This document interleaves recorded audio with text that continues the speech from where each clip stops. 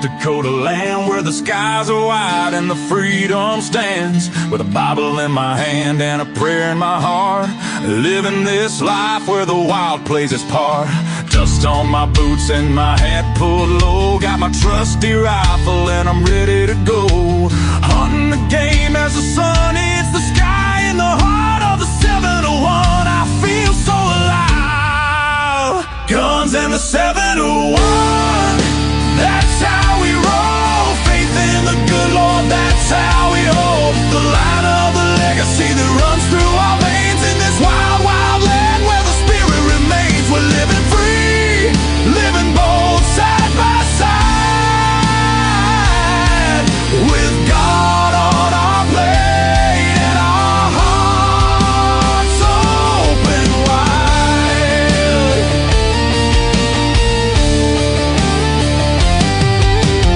Ranching the fields, the cattle run free, with a purpose so strong, it's our grand legacy. The rivers run deep as we cast out our lines, fishing the waters where the North Star shines. Got the warmth of the sun with the chill of the night, with every shot fired we're ready to fight for the freedom we cherish. The second is true, with family beside us we stand through and through. Guns in the 701, that's how we roll. Faith in the good Lord, that's how we hold the line of the legacy that runs through our veins. In this wild, wild land where the spirit remains, we're living free, living bold side by side, with God on our plate and our hearts open wide.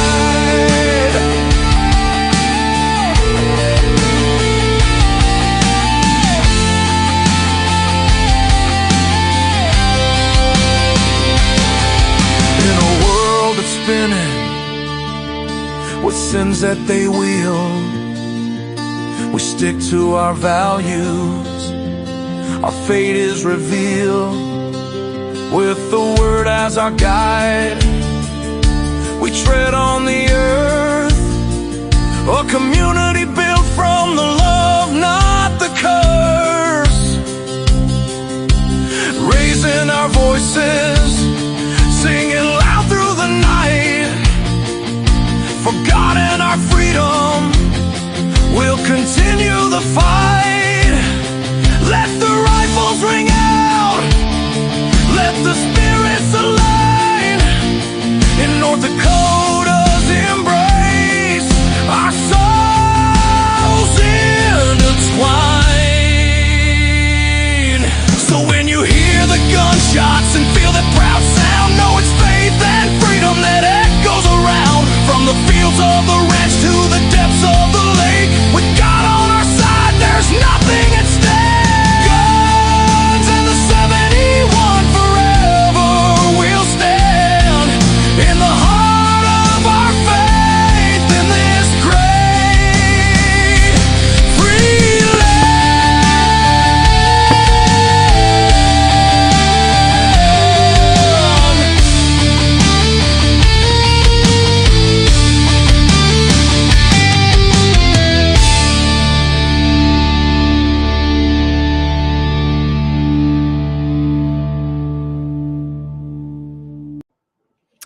Alrighty, good evening, everybody. Guns of the 701 Network, episode 181. As you can see, my guest tonight is Mary Graner. Welcome tonight. Thanks so much, Clayton. I appreciate it. It's an honor and a privilege. Oh, well, thank you for coming on. I love conservatives, and we have quite a discussion topic, and that's the Senate race in District 31. But before we get going there, I want to start out like I do every evening, and that's with a small prayer. Lord, thank you for the freedoms that you've given each and every one of us. Thank you for letting us be in a country that's Christian-based, freedom-based, and has a constitution to protect the freedoms that you have granted to all of us. Please watch over the men and women as they protect this country wherever they are sent, because they ask no questions and they just get it done. Lord, watch over each and every one of us as we see the turmoil that spreads around the world. Let us remember that your word is divine and it is the final say. And that if we trust you and we put 100% faith in your word, we have nothing to fear. In your name we pray. Amen. Amen. And would you like to do the honors of telling everybody here what the Second Amendment is? Oh, gosh, it is a well-regulated militia being necessary to the security of a free state. The right of the people to keep and bear arms shall not be infringed. There we go. And I always say that's the most important 27 words in all of our amendments, because without it, nothing else is going to be protected. So, and that's all the right. way. Oh, I'm sorry. I didn't mean to cut it. It's go like, ahead. It's true. It's like a lot of people don't understand how important that amendment is, because without it, it's like it protects every other amendment. And if we ever lose that amendment, which we won't, by the way, although many have tried and are continuing to try. Oh, yeah. We're lost. Very much so. It's that amendment protects everything we have. The whole reason we still have survived 250 years is because we still have the right to keep and bear arms. And right. I'm a truist. I don't try to interpretate the Second Amendment. Those 27 words are very, very profound. They're very clear. You got to remember, when our founding took place, most people didn't even have an education, so they wrote it for everybody to understand. That's why I get so perturbed when I hear the other side say, "Oh, that ain't what they meant," or "This is how it's supposed to be." No, they wrote it exactly how they wanted. Yeah, they had guns and powder back then. Well, the bad guys and the good guys still had equal equipment. It's like, right. Well, you want to tweak somebody, be like me, and I say, well, I think we should have every weapon that the military has. Oh, you want to tweak somebody, just tell them that. I do believe I should have full autos without the NFA, the 1934 Gun Control Act. I do believe I should have rocket launchers and any arms that way, because that is my right. And I'm not the guy you got to worry about. I mean, nothing behind me bothers nobody. I use it as is, and I'm a law-abiding citizen. And it is the intent. People always like to argue this fact with me that, well, you're going to take on the government if needed. That's the whole point of the Second Amendment. Hunting and shooting is great. It's fun. We all get, that's the side effect of the right. But the Second Amendment was written so that we could, if we needed to, restore our constitutional republic from tyranny. That is the intent of the Second Amendment. And there's more people on opening season of deer season, or opening day of deer season, carrying rifles and weapons across the prairies. I want to say that it's either like Michigan or Wisconsin, something like that. But they said that there's more people armed than there are in the military, and yet there's never a shooting. I mean, every now and then there might be an accidental something or other, like someone, and it's usually if they're crossing a fence, a barbed wire fence or something, and a gun accidentally goes off. So there is an occasional injury or death. But for the most part, you have millions of guns out there, and they are just doing what they're supposed to do. They're providing food for your family. Well, you just look at hunting seasons in general. Let's just say deer seasons, which they vary, but a lot of them are in the fall, even across the United States. Millions of people go out there armed, and not with not with granddad's single shot wood stock rifle. A lot of people are using the modern sporting rifles, also known as AR-15s, because they've come so far as well. I enjoy shooting in it. That's not for automatic rifle. It's the Armalite? Armalite rifle, Model 15. Right. And it's a semi-auto, which is no different than, say, a Remington 7400 rifle, which has a nice, pretty wood stock, looks more like a traditional rifle, but it's still the same function. One trigger pull to fire around. It's semi-auto, and there's nothing wrong with having those. And honestly, would I go hunting with a full auto? No. Are they fun to shoot? Yes. I've shot several Class 3 guns. Are they hard to control? Yes. You better know what you're doing. And I'm telling you, I don't care how big and strong you are. Don't believe the movies. It will rise as you shoot it. It's just, you can't. You got a 3-shot burst is the best one. It's and that's because you can control it better. But when you watch the movies, and these guys take even a 20-round mag and they just pop it off, No, that ain't how that works. Well, and they're good for prairie dogs. Let's face it. You know. Oh, yeah. Well, Jamie and Axe and a bunch of the people that I go with, they love shooting their ARs on the dog. Now, I still take my 220 Swift. That's my favorite gun. And I'm pretty accurate with it. So I don't actually use an AR in a dog town, but they are a very proficient firearm for them. So anyway, I better get to some of these comments quick. Like, hey, good evening, everybody. Corey, good evening. Waylon, good to have you here tonight. Brian, he's a faithful follower here. Tom Donaldson over there, West Fargo. And Tom and I have been talking. We're going to try to get together and have an exchange of signs, hopefully here, possibly this week. Corey says, my first question tonight is the ND DOT going to fix Highway 49 before someone gets killed? Okay. I don't know. 49's in bad shape. The section from New Leipzig, he says, the South Dakota border now is pushed back to 2029. So I imagine you don't know much about that. It's more of a probably, I'm sure it would show up in a legislative session at times, but if you haven't been down 49 yet, Mary, oh my goodness, it's bad. It's really bad. It's been a long time since I've been there, but I've heard about it. I've had a constituent and friend reach out to me regarding a couple of roads out in that area. So it is something that's important, and it's for safety. You know, you go cruising down the road going, 65 miles an hour and hit a pothole that you don't know is there, or say there's water in it and you don't see it. It's dangerous. You can have a rollover so easily. And then you have grain trucks. We raise cattle and grains, and so you get those heavy trucks riding on those roads. And we do need good roads. Now we have, trillions of dollars sitting around.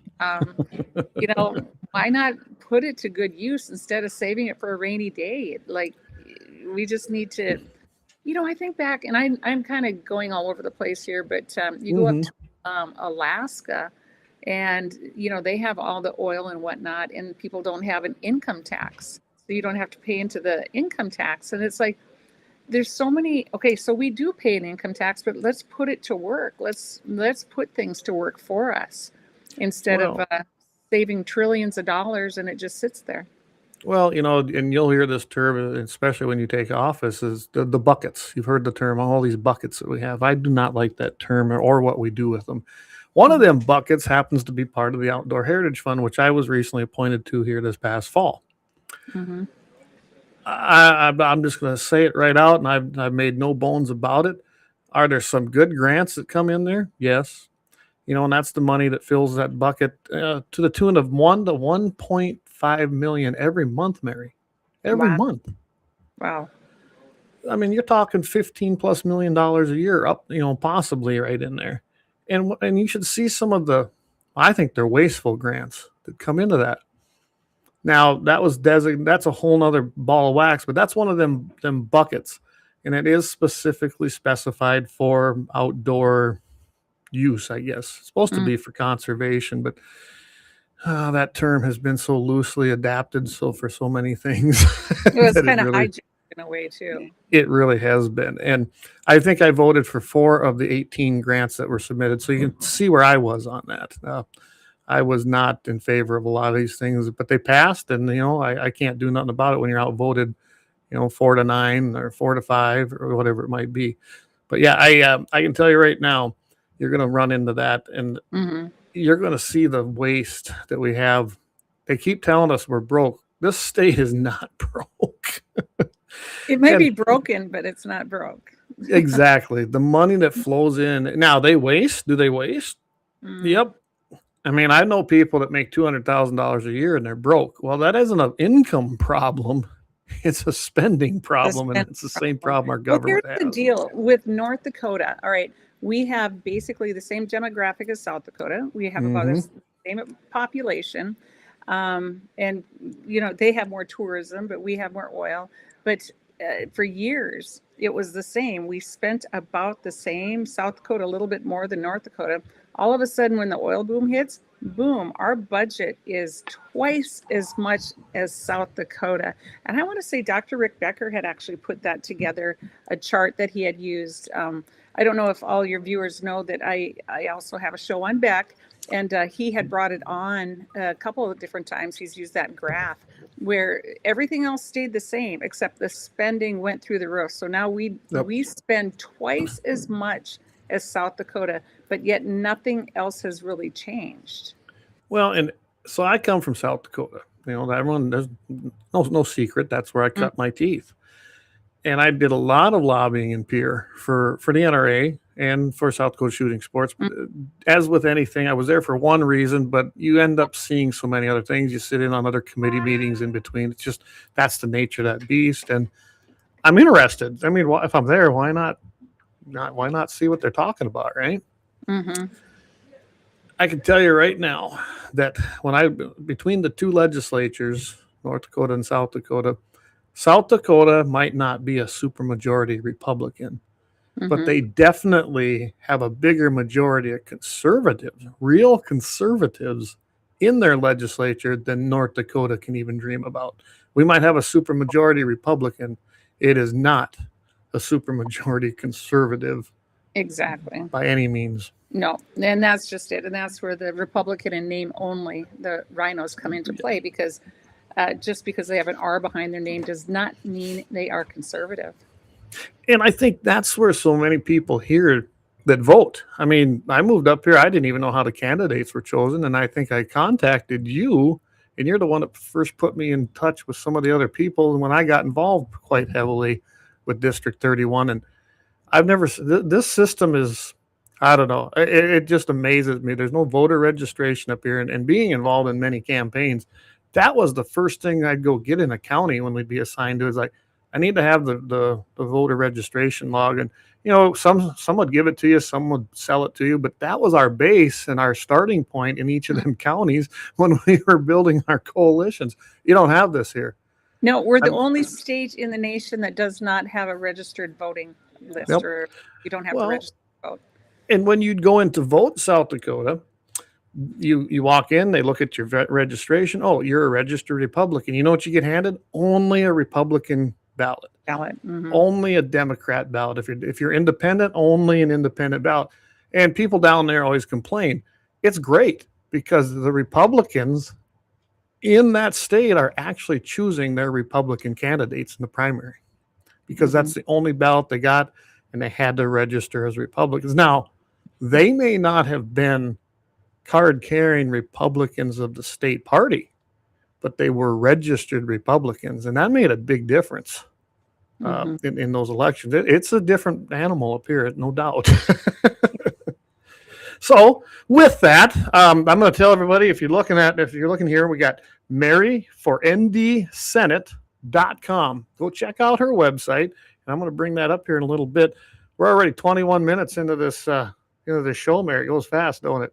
It sure does. So we're going to take our first break. Thanks some sponsors that have been with us for a long time, and then we're going to come back and kind of dive into what differentiates you from what I don't like Don. I've made no bones about that on this show, but I can say whatever I want about that commie. But I know you're running against him and you've worked with him, so I know you can differentiate yourself from him, and I want you to do that. Tell everybody, why should we vote for Mary over Don? It's an easy choice for me.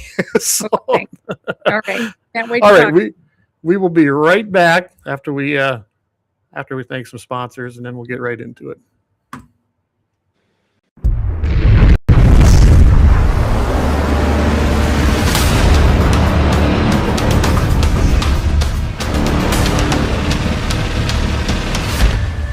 LAUER Auto Repair, located at 309 South Washington Street in Bismarck, North Dakota. Give them a call at 701-258-6308. The team of mechanics at LAUER Auto can take care of any problem your vehicle is having. And when you do business with LAUER, you can be assured you're doing business with a pro Second Amendment America First repair shop. There are plenty of other auto repair shops in the Bismarck-Mandan area. But why take a chance at patronizing a shop that might not have your beliefs at heart? Make no mistake. no mistake. Lauer Auto is your pro Second Amendment repair shop. When you talk to the guys at Lauer Auto, don't forget to tell them that you heard they are a sponsor of Guns and the 701 and that you appreciate their support of our pro Second Amendment, pro North Dakota live stream and podcast. That's Lauer Auto Repair, 701-258-6308.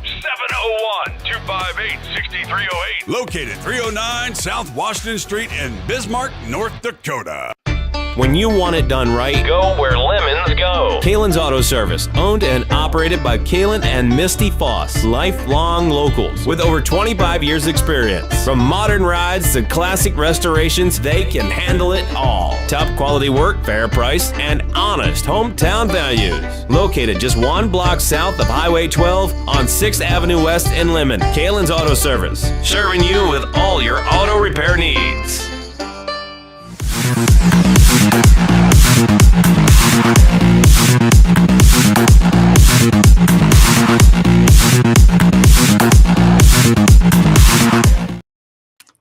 All right, welcome back, everybody. Mary Graner here. She's District 31 Senate Candidate for the North Dakota Legislature, which is my district, everybody. So that covers all of Sioux County, parts of Morton, I think parts of Grant, right, Mary? Yes, I think it's all of Grant and then part of Heading. Really? So okay, I wasn't sure. I know they did a little changing on that, so I wasn't quite sure where it all ran now. But I know all of Sioux County's in it, so we got a lot of Sioux County listeners. So I invite everybody to chime in here. I know people are shy, aren't they? They don't want to chime in. They don't call in anymore to shows. They might talk to you personally, but they just don't do a lot of anything else, do they? Well, that's all right. I mean, and maybe they already know everything. So, you have really intelligent viewers. They might not have any questions. Well, that could be, but I kind of like, it's probably the same ones that maybe listen to the ladies of another view. I know you guys got great, you got smart viewers too. I think that's just the conservative side, isn't it? Well, and here's the deal. Now that I am running for Senate, I had to pull back being a host right now. So I can be a guest on any of the shows on back, but I can't be a host. And that's because of the FCC ruling. It's the equal time share, basically. So kind of. And it's like, well, but I'm not always campaigning, right? But technically, every time I open my mouth and give an opinion, I'm technically campaigning because it's a political opinion. So I'll actually give you a little insight. That's not actually true. I know they tell you it is. That's what their lawyers tell them at those places. Actually, the FEC does not even really have that in effect like it used to be with the equal time versus it's they do it because they don't want to have any kind of a candidate try to sue them if they didn't get time. But I can tell you for a fact, especially with the NRA, and we were working on campaigns, that they do it out of what do you want to say? Just trying to stay out of any battles. But in all honesty, they won't get in trouble. You wouldn't get in trouble, but that's okay. That's their policy. They can have it. I know what the rule is.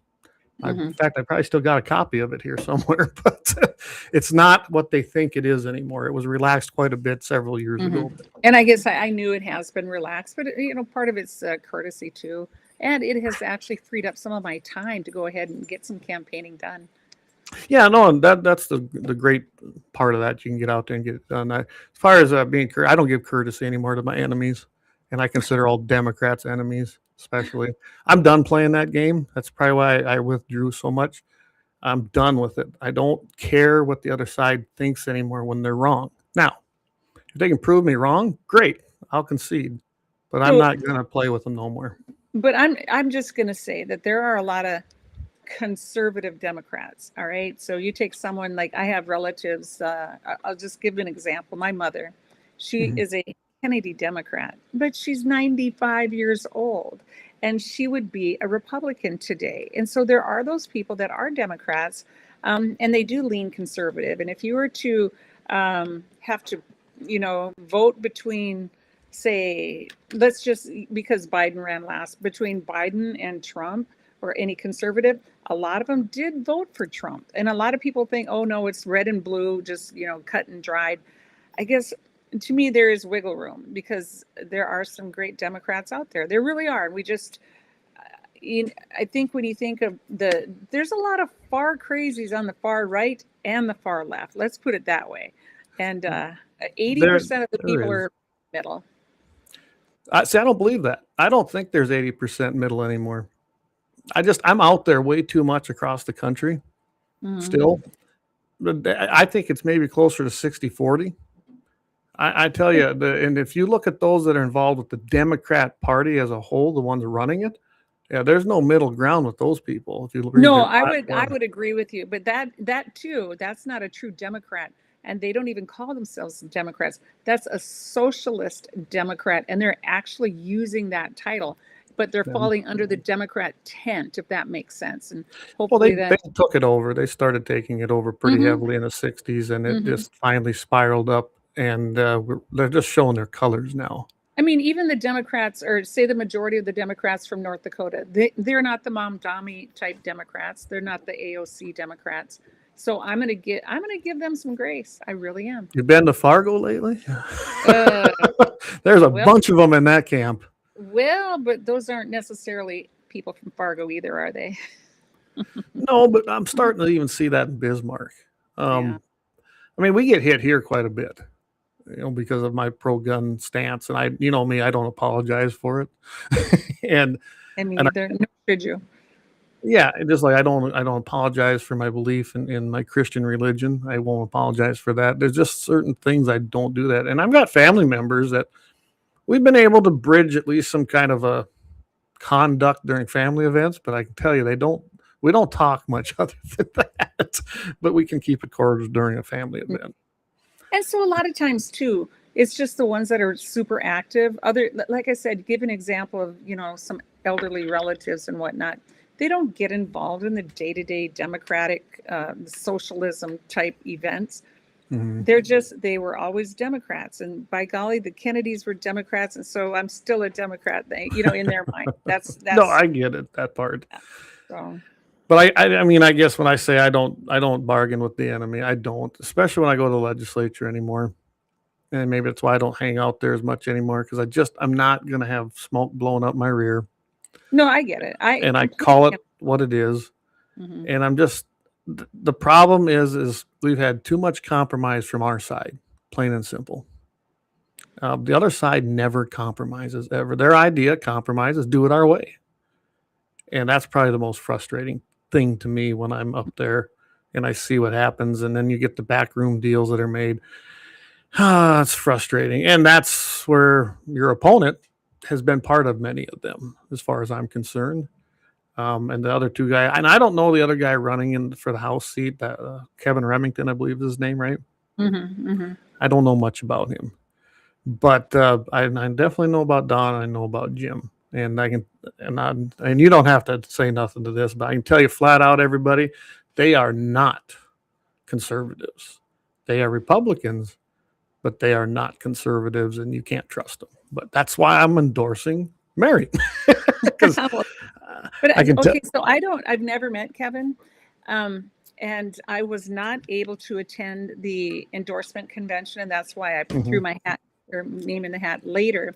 I was actually at a meeting I was on the Cattlemen's Beef Board, and you talk about things, that's another board that needs to, well, let's just say we've been working hard trying to get things straightened out there as well. But so I wasn't able to attend, but I guess he had a slideshow, and he even admitted, he said he's fiscally conservative, but socially moderate. Now, what is socially moderate? What is it right to life? Is it, what is socially moderate? Is it the LGBTQ? Is it the DEI? What is socially moderate? And why would a socially moderate person be running under a Republican ticket? Right. They shouldn't. Even if they take any aspect of what the socially moderate crowd is, it doesn't fit with the Republican platform in North Dakota, especially. And that's what I always used to respond to them. People are like, well, I really don't care what your feelings are, or your emotional feelings, or your emotional thoughts on this, because that's usually where it's derived from. Go read the platform. If you can't adhere to that platform, then you should switch parties. And that would usually piss them off because it's the truth. Yeah. So, well, I want to have you on because I want you to introduce yourself to those that might not know you. Hey, Lynette, I do believe you are in District 31. That would be axing Lynette out there just to Okay, so you can actually look that up. You can go on to the Secretary of State's website, and I want to say there's a bunch of headings, but I think it's under voting, and then you can put in your address, and they'll tell you what district you're in. But Lynette, if you could actually answer online there where you're from, we might be able to help you out with that. They're close to New Salem, but yeah, I know before they redistrict they were.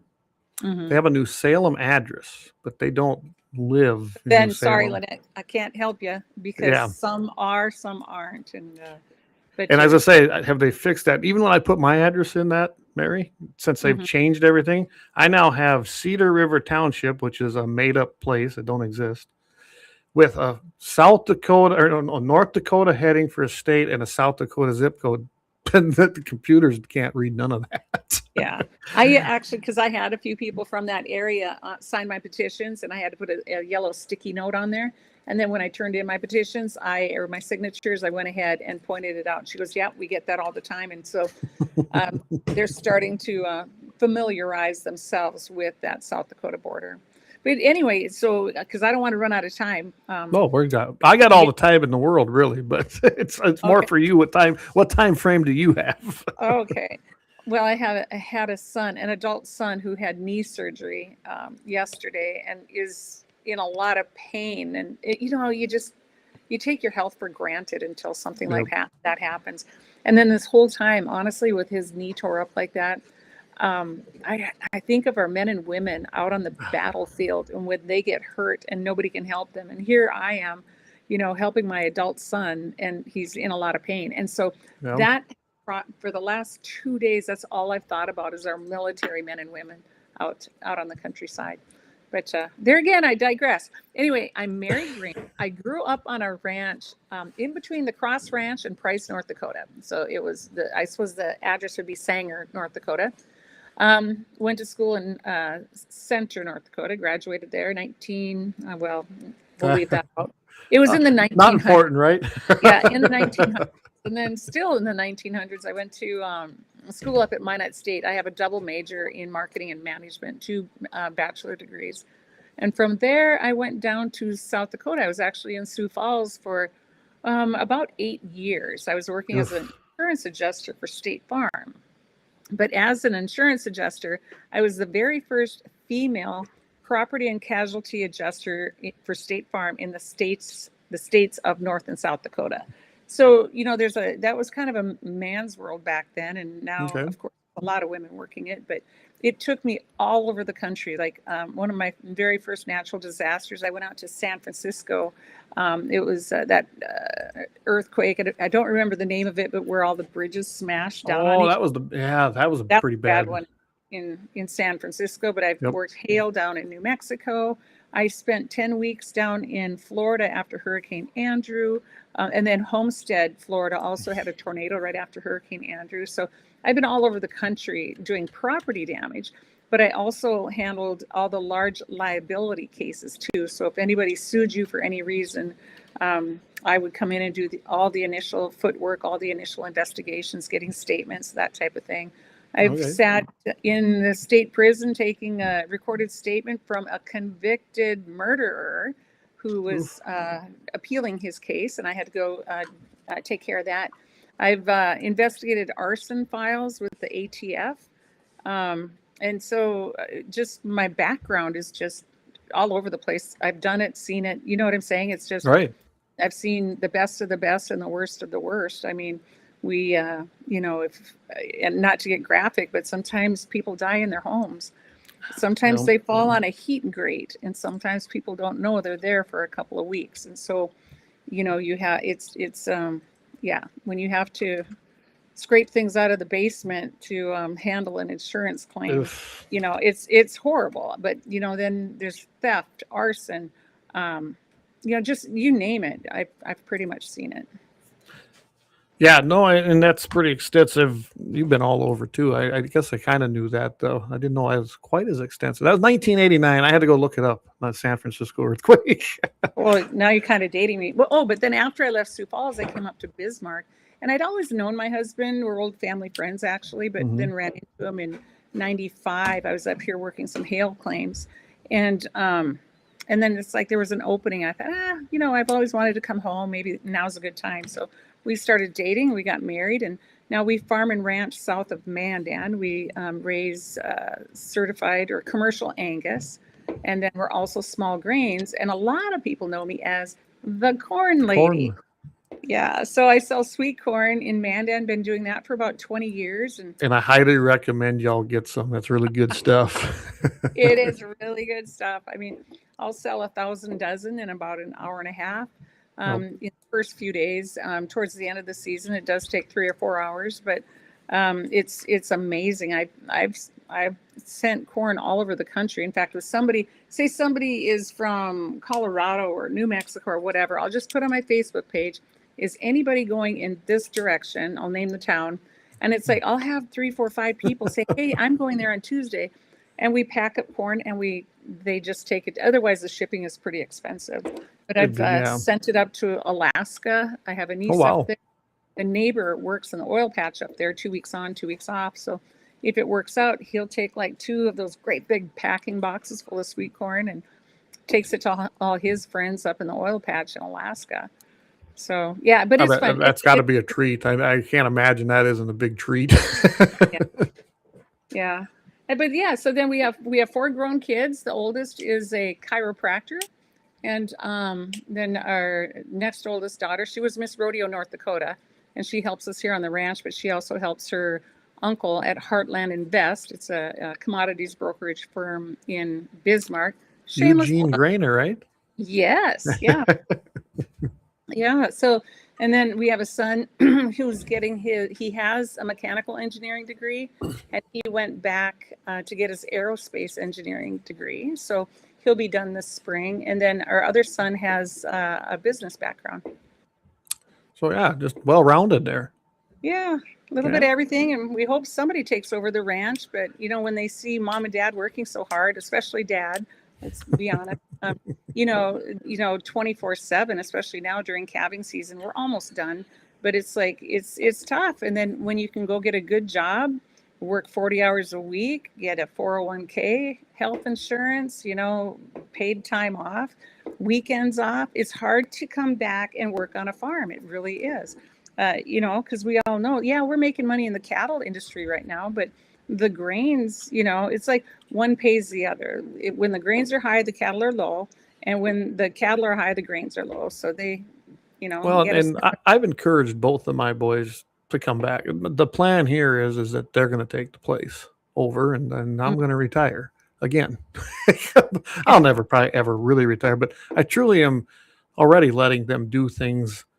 It's hard to sometimes not say something like, hey, why are you doing it that way? But I can remember when I used to have someone over my shoulder. So I've learned I don't do that. I let them do it and fail if they need to. Mm-hmm. But I have encouraged. What's that? You learn through failing.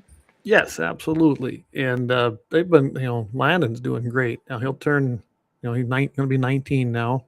Mm-hmm. He just turned 19. Really is coming into his own here. He's been a huge help for calving. I don't have to do as many night checks anymore, which is really nice. I'm not that old. I'm only 51, but it's a lot different than when I was in my 20s. I can tell you that, checking cows at night. Well, the best thing, I mean, we all know that COVID was a big pandemic, let's put it that way. But the best thing that came out of COVID is our kids got sent home from college. And so we had helpers during calving season because, I think they were sent home. It was March, wasn't it? Or February? Yeah, January, like that. 20, or something like that. But it happened during a basketball tournament. And that's another thing. It happened during a basketball tournament. They'd already been together since that Thursday. And at noon on Saturday, everybody had to go home. No, it was insane. But anyway, getting back to the farming and ranching, Claire came home. She's very, very handy. She rodeoed for NDSU as well. But and Cole was back too. So we had 2 of our best ranchy kids at home helping us during COVID. Oh, yeah. And then the next year, Claire could option to do her classes online or on campus. And so she just came home during calving and did her classes online. So it really was, that part was a blessing. So. I have encouraged them both And Landon might. He took a summer job this year. I always told them both, you got to go work for somebody else, not just me. They need to go out and do that at least once so they understand what self-employment is versus working for dad versus working for somebody who they will fire you if you don't do your job.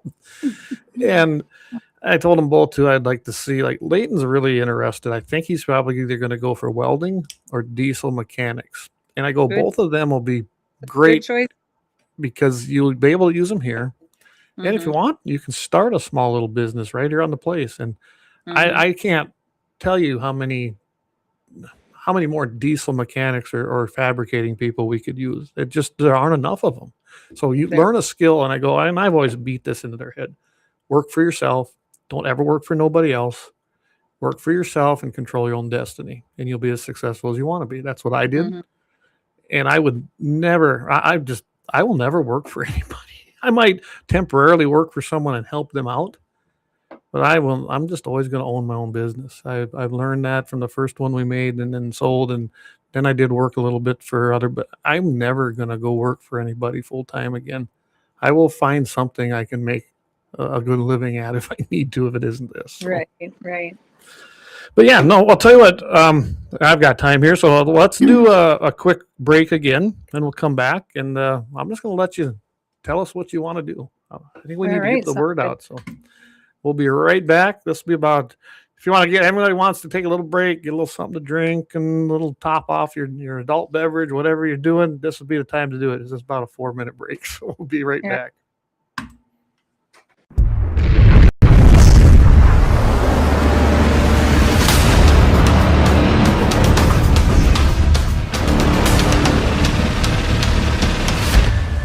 LAUER Auto Repair, located at 309 South Washington Street in Bismarck, North Dakota. Give them a call at 701-258-6308. The team of mechanics at LAUER Auto can take care of any problem your vehicle is having. And when you do business with LAUER, you can be assured you're doing business with a pro Second Amendment America First repair shop. There are plenty of other auto repair shops in the Bismarck-Mandan area. But why take a chance at patronizing a shop that might not have your beliefs at heart? Make no mistake.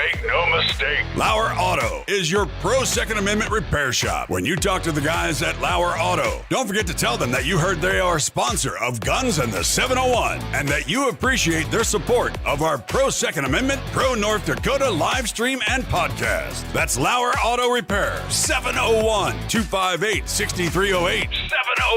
701-258-6308. Located 309 South Washington Street in Bismarck, North Dakota. When you want it done right, Go where lemons go. Kalon's Auto Service, owned and operated by Kalon and Misty Foss, lifelong locals with over 25 years experience. From modern rides to classic restorations, they can handle it all. Top quality work, fair price, and honest hometown values. Located just 1 block south of Highway 12 on 6th Avenue West in Lemmon. Kalon's Auto Service, serving you with all your auto repair needs. For the best gun gear for every and any situation, Little Angry Man Arms LLC has you covered. Top-notch guns from top-name brands like Winchester, Glock, Sig Sauer, and Ruger to essential extras from Magpul, Streamlight, Hollow, Sun Optics, and more. Little Angry Man Arms LLC have everything to make your shooting adventures a success. Visit littleangrymanarms.com today and gear up for your next big hunt, competition, or home defense. Don't miss out on our exclusive deals. Little Angry Man Arms LLC, based in Trail City, South Dakota, your ultimate hunting partner.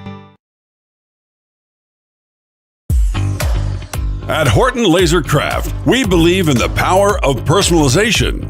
Whether it's a cherished memory, a special occasion, or a unique gift, our custom laser engraving brings your vision to life.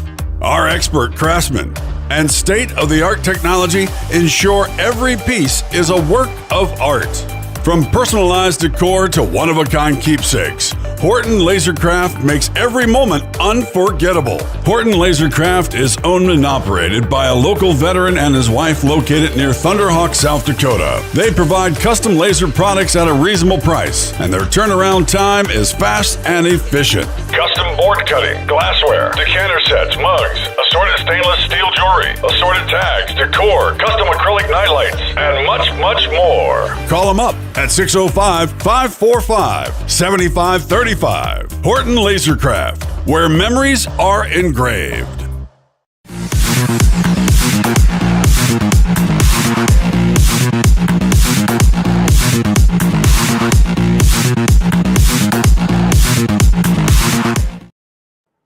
All right, everybody, we are back. Hey, Lynette and Axe say that you got their vote, so there's two right there. I saw that. Thank you. We appreciate it. So I'm going to put this up here quick, and this is your website. I think it'll work pretty good. Yeah, I'm going to expand it here. There I am. And guys, I'm going to pull the chat off here. You can still chat, but I'm going to pull it off here so we can see the actual website. So here's your website, Mary Graner. And she's got defending life, protecting agriculture, education, and energy, and standing for North Dakota values. And I do encourage you guys, Mary for ndsenate.com. Go check it out. And just as she was talking about, here's kind of her bio and what she's been doing, what she has done, and how she got to where she's at. Of course, there's a donate now, and I encourage everybody to go on there and donate. Elections do not run on hopes and dreams. Yeah, no doubt. Campaigns are expensive, especially when you're going against an incumbent. Early voting, everybody, and as much as I know that you probably dislike it as much as I do, it's a reality. So April 30th, early voting and mail-in voting begin. She's got a link there. Primary election day, of course, June 9th. She's got everything she needs right here for you to be able to find a place to vote and how to vote and know about her. I don't know. I'll click on the learn more here. There it is. She got everything here. This is my first time on your site, so. All right. Well, hey, I want to stop right here. This flag right here. Yes. So this was really cool. So I had Butch. He is the president of the Vietnam Legacy Vet Motorcycle Club. Okay. He went ahead. I had him on our show on Ladies of Another View on Beck, and he asked me to ride behind him or with him on his motorcycle carrying the flag. And so we were in like a caravan of about 500 motorcycles.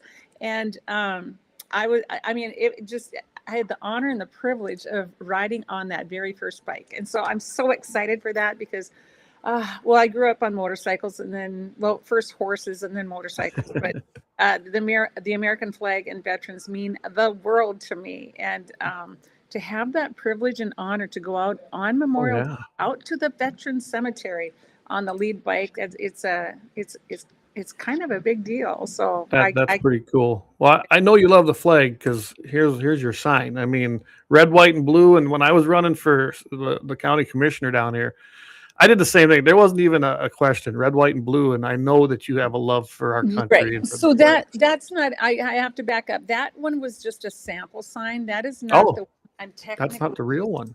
No, the real one, because, and that one was with AI. So this is my real one. I don't even know if I can get it on there. Boom, there it is. Just a second. I'm going to unmirror your camera. There, now they can read it. There you go. Okay. Well, I need to get some of them, Mary. Okay. I know I can get them along 49. I can make that happen.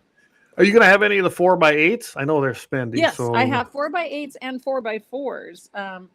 Because sometimes the area is just a little bit smaller. And so I just thought 4x4 feet is really a good size as well. But I do have a bunch of 4x8s. In fact. But the 4x4s actually are easier to get up in a lot of different places. And you can still see them really well because I know like when the last time when Dawson ran and some of the other people here, I have access to get up along 49 at several places. So awesome. Yeah. Well, we can probably get some there. I have no doubt. Visit with you about that.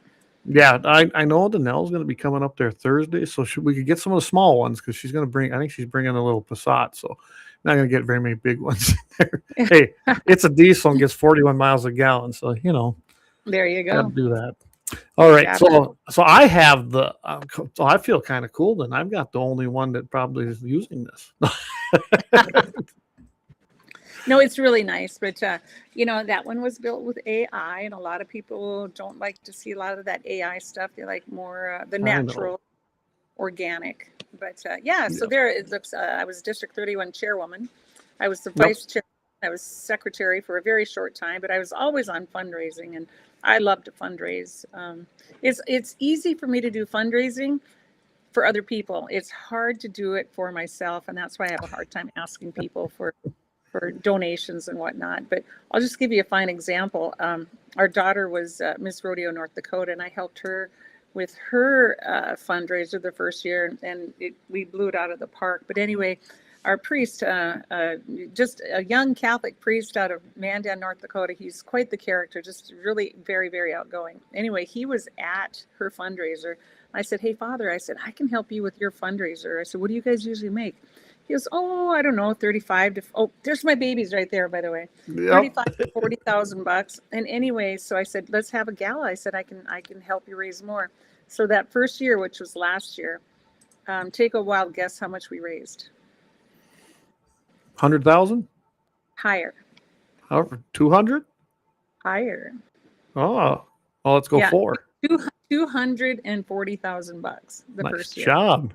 I know. Isn't that and cool? so, and again, it's about inviting the right people and everything. And we did have a Yep. bourbon bowl or a bourbon, like one bottle, for example, it sold for 3,200. The people rolled it over, sold for 3,200 again, rolled it over, and then the third person did get it for 3,200. So one bottle of a, say, $120 bottle of bourbon brought like 9,600 bucks. And so we actually Well, they knew why they were there. Yeah, exactly. And we did it again, actually, this last weekend, and we raised about the same amount again. And one bottle of Pappy's bourbon, 15-year, I want to say, in the barrel. It sells Them are expensive for, just to buy. yeah, I think they're 1,800 anyway. Some guy bought it for 8,000 bucks, rolled it over, and it sold again for like $6,000. Wow. Yeah, Yeah. I've had the pleasure of actually sipping on some of that. It's good, but I'm not going to pay that for it. It's a lot of money. It is. I'm tight. I'll be the first one to admit I'm kind of a tight wad one, but I guess that's how I got to where I'm at. I can't on stuff like that. I just Sure. won't spend it. But if someone offers me one drink, okay, I'll try it out. But, Sure. Yeah, No, but yeah. getting back, there's my babies down there, and that's 3 of the 4 of them, and of course that's 20 years ago. But and Yeah. they're all about the American flag. I guess I'm kind of known for that, for the flag. And that's good. That's the symbol of strength. It's the symbol of freedom. It's the symbol of our country and our foundation. I don't know why anyone wouldn't be proud of that, honestly. Yeah. So But I you was, had asked, you know, I was Well, going to go say, ahead. you asked why I was running. All right. So Yep. there's so many reasons why. But I was the chair, or how do I say this? I was the former chair of District 31. Before I was the chair, you were involved in that same election. Our senator was the chair. Anyway, it's like, why would your senator also want to be the chair of your district? It's like the fox in the hen house. It's like, you're supposed to answer to we the people. So it's like you have a legislator answering to himself. It's like, how does that work? And so one time he was going out to a meeting in Medora, and we always have our own resolutions and whatnot that you take forward to the Right. district, to the meeting. And I said, well, Don, don't we have to have a meeting before we go? And he goes, no. And I said, well, aren't we going to discuss any resolutions? I said, how are you going to know what to do? He goes, well, our bylaws give me the authority to make decisions on behalf of the whole district. It's like, oh, well then, okay. So there was no input at all whatsoever. And so then, there's just so many different things. But then so then I did win the chairmanship. So I was the chairwoman for District 31. And then it was coming up for election again about a year ago. And I was running, and so was Don. And we had it in his hometown. And he beat me by about 20 votes in his hometown, so which isn't a whole lot in someone's hometown. But anyway, and Mandan is it's over an hour and 15 minutes, hour and a half away. Right. So a lot of people didn't go all the way to Mott, and I can understand that. That's all right. But when I say he beat me by 20 votes, I almost got beat up physically at that same place. Our treasurer was there. He was counting votes. And anyway, the treasurer's wife comes up to him and hands in a vote. And this is like 10 minutes after the voting had closed, and the vice chairs were giving their speeches and whatnot. And so I walk over there, and it's like, I said, what's going on? And it's like, well, and she said, I forgot to vote. I said, well, I'm sorry, but the voting was closed. And who knows if it was going to be a close vote like it was when it was in Mandan. It was just 1 or 2 votes. People were winning or losing. And it's like, I said, I'm sorry, but we closed the voting 10 minutes ago. She goes, well, I forgot. And so anyway, she ended up taking, because her husband was holding on to the vote because he's the treasurer. And finally, she just grabs it out of his hand and she used the F word and said, F it. And anyway, so then he goes ahead and he pushes me. And oh gosh, that was like something on my table. He pushes me and he said, get the hell out of here. He said, Mary, get the hell out of here. And it's like, oh my gosh. And it's like, are you kidding me? So you get physically assaulted at your own district meeting. And it's like, anyway, I lost that day, like I said, by about 20 points. And I just, someone had come up to me and was talking to me. Well, it was Shane Gettle. And I just said, this isn't over. And so that's kind of what made me decide, like, enough is enough. You got to stand up for what's right. And why would a sitting senator also want to be the sitting chairman of a district? But there's a problem with that anyway. So people that aren't familiar, your legislators, which is 2 reps and 1 senator, automatically have a spot on the executive board, which I've never thought was right. That does not keep the 2 separate like they should be. There should be no involvement legislatively with your district. It's the craziest thing. It isn't allowed in South Dakota. You don't get automatic spots because you're on the executive or because you're a sitting legislator. Oh, there's some crazy background stuff going on there. Did you hear all that? I don't hear anything. Oh, something happened there, Mary. There's horrible feedback. Oh, I bet it's my papers I put on the Oh, desktop. are we back now? Is it better? Oh, there we go. Yeah. Oh, I put my papers. I have the voting records in front of me. So sorry, I put that on my. No, that's okay. But anyway, yeah. So it just the thing is with District 31 with the 3 sitting legislators. Okay, so there's 3 of them, and then and the former legislators are also on the board. Yeah. So we have 6 of them on the board. Now, let's just say all 3 of them lose this next go round. I'm not saying they will or they won't. I'm just using it as an example. Right. Say the 3 of them lose. Well, then we would have 6 former legislators and 3 new legislators. Hey. So you would have 9 legislators on a board of 15. Where is we the people? No, there isn't, and it's by design. I've never understood how the legislature dictates that to begin with, and it's a unique thing here in North Dakota. I mean, there's other states that have similar stuff, but it's very actually unique to North Dakota how much power the legislature interjects into its state party rules. It's just insane. The party is a nonprofit organization that's supposed to be independent. They just run candidates. It's like everybody, well, how come we can't vote in the Republican this? It's like, well, you're not a Republican. They're a nonprofit private organization. That's the way that goes. Now, you can primary anybody you want, but the organization, they can choose whatever they want for a person, but the legislature is not supposed to have that kind of interjection and power within it. That's the problem that I see here. Yeah. And it's hard to overcome that. I mean, Don got you to hold it in his hometown, which I'd have never done. I'd have told Don to go pound sand, but I'm a different monster. I don't put over anybody's crap. I'll be honest. That was my fault. I, as the chairman, could choose the location and the time. However, I was trying to keep it fair. I wanted to have it in Flasher, which is in the middle. Very inconvenient for the man. I'd have held it in Selfridge. I wouldn't have given that son of a bitch one iota of an advantage whatsoever. I play to win, and that's just me. Yeah, I can tell you flat out, I will not concede anything to my enemies, just as I started out the program, and I consider him an enemy. And I always will. He's a two-faced, backstabbing son of a bitch. So, yes, I'm sure this is not Mary's opinion. This is mine, everybody. But that's my opinion of Don Shibley. Well, and everyone's entitled to an opinion. And it's like, I can prove he's a backstabber. But anyway. Okay. Anyway, about my campaign. Then fast forward to this last session. he voted in favor of eminent domain for private Yes. industry, meaning if anybody wants to come on, whether it's say solar panels or data centers or pipelines or whatever it is, it's eminent domain. It's like, no, the billionaires are using taxpayer money to fund a private project that we're not going to benefit from. We don't Right. get the benefits. It's not like a pipeline or a gas line that everybody can utilize, for us or the entire country.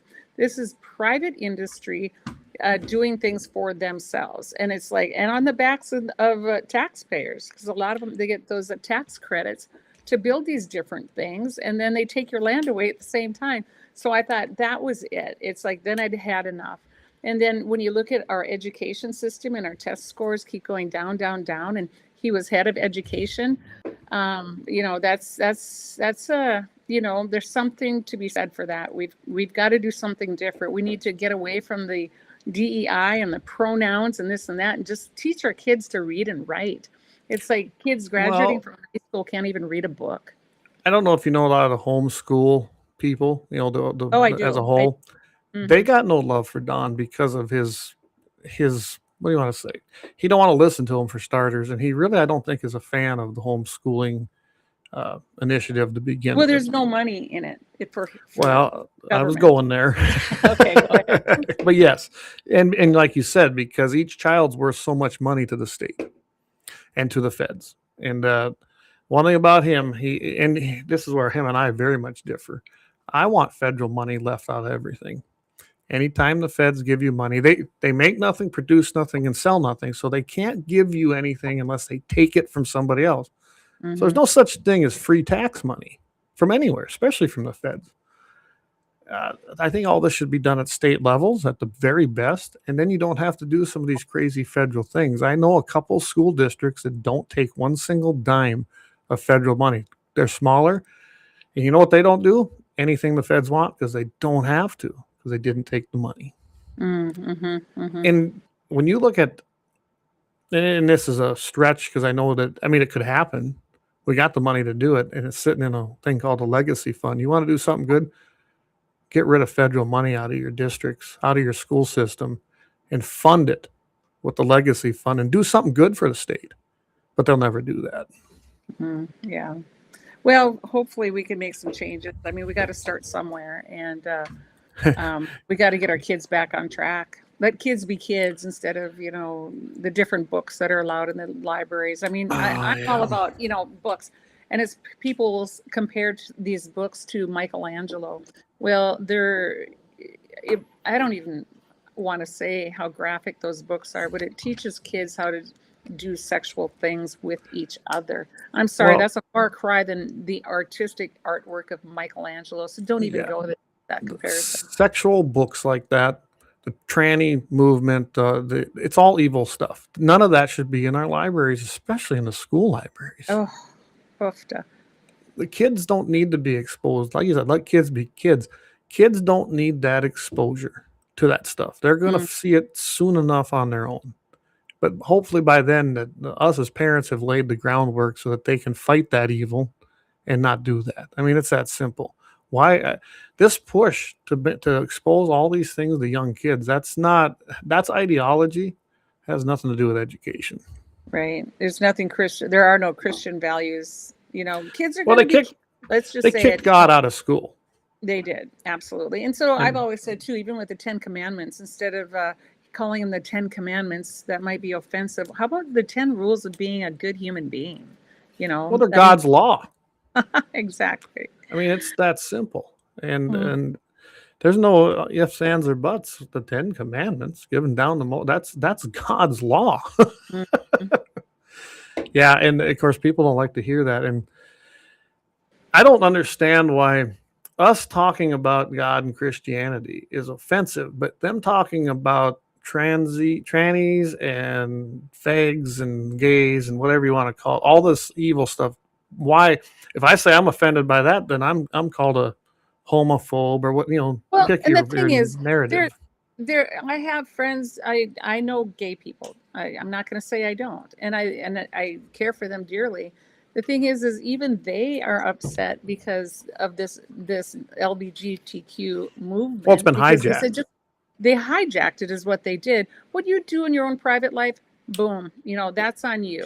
Of course, I do. Oh, I do follow God's law myself personally, but that's between them and God, not between me and them. You know what I'm saying? And so that's true. That's It is, and I always get asked this even at what would you do if a gay person come to your church? I said I'd welcome them to be there, because where else are they going to get what they need? Because they're not going to get it from counselors. They're going to get it from Scripture. And we should be encouraging them to listen to Scripture. Now, I'm not going to condone their lifestyle. If they say, oh, well, you accept me as what I do. No, I'm going to try to tell you how it's wrong. But I'm going to use the points of God's law to tell them that. Sure. Now, we can be friends, but I'm never going to tell them it's okay. And we shouldn't tell them it's okay because it's not. But we can be friends. But see, there's people that are on that side. They think you're crazy because you won't accept them being gay. And I'm not going to. I don't have to. Now, I can be nice to them. I can be their friend, but I'm never, ever going to condone their sinful life. And that's what it is. I mean, I sin and I ask for forgiveness every single day, sometimes several times a day, especially working cattle. But I understand that it's sinful and I shouldn't do it. And they don't. If you're marrying your partner and you happen to be a male and a male, you right there have almost cemented your future, unfortunately, because you believe it's right. And that you can't be forgiven for till you actually repent and understand it's wrong. And it's pretty simple and clear to me. Well, I see David Fettig, which, by the way, miss you, David.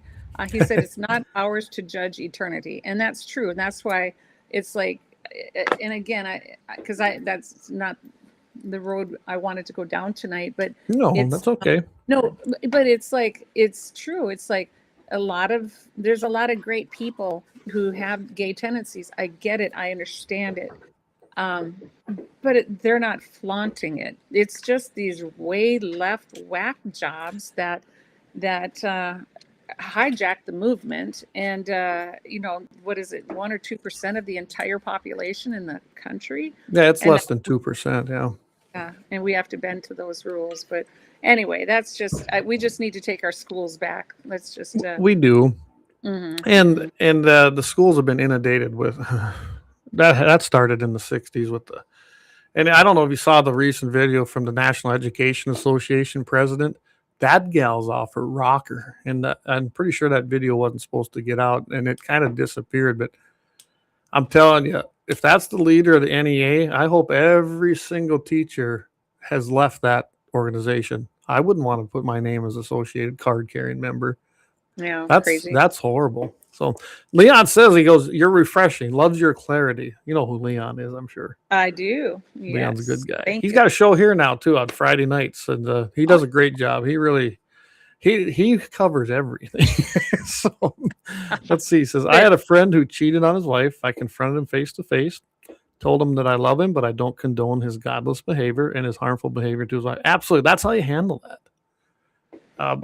And I guess that's, everyone knows that I went through quite some tough times here, starting last fall with my son and his health and a whole bunch, but it forced me to finally come back to my faith even stronger. And I guess the first thing I learned was I can forgive people. I mean, I forgive, I don't know how to explain it, Mary. I forgive anybody. My enemies, I don't have to condone and do things, and I don't have to make sure that I'm conceding to my enemy, but I can forgive them. And there is a difference. I don't wish them ill harm, and I sure don't wish them death like some of these crazies on the other side. I mean, they literally wish all of us death. Isn't that horrible? Yeah. Hey, hang on one second. My battery's running low, so I'm going to unplug that little thing for my microphone and see if it still works. I'm going to plug my computer in here. Well, I'll tell you what, while you're doing that, I'll just take a quick break. Okay. And we'll come back and I mean, we can go as long as you want. We haven't covered what we really come to talk about. So, okay. Okay. We'll be right back. All right, take care.